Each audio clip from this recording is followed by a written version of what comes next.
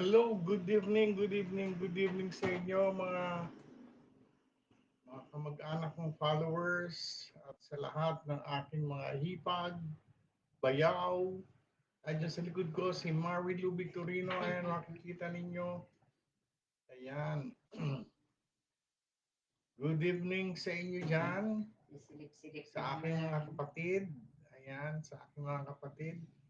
Sa aking mga kamag-anak at sa lahat ng mga sumusuporta at nanonood dito sa aking live broadcast sa araw na ito. Today is Friday,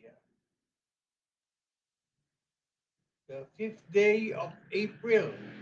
Ayan. Happy birthday sa mga may birthday ng April diyan, lalo na si Ma'am April. Ma'am April, happy birthday at sa lahat ng nagbe-birthday ngayon tulad ni Jeff Victorino, happy birthday sa'yo. Si Jeffrey Victorino, I mean, not Jeff Victorino. Si Jeff Victorino, anak ko yun nga pala. Si Jeffrey Victorino, kapatid ni Epang, happy birthday sa iyo.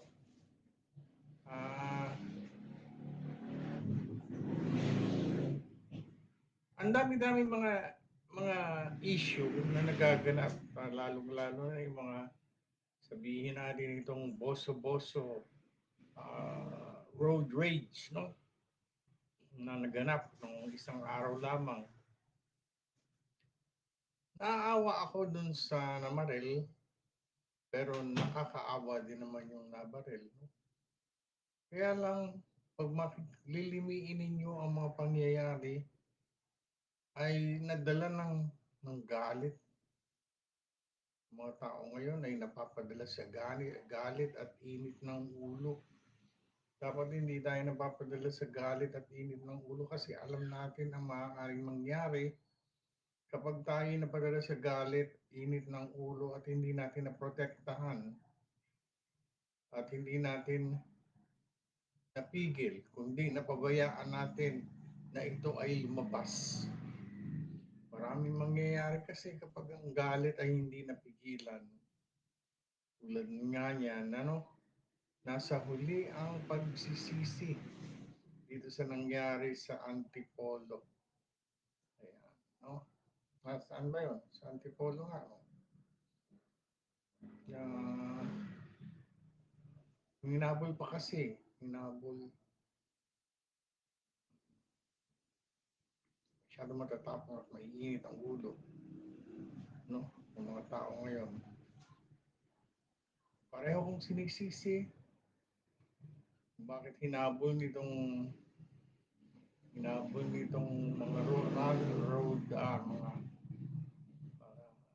rider itong nasa SUV.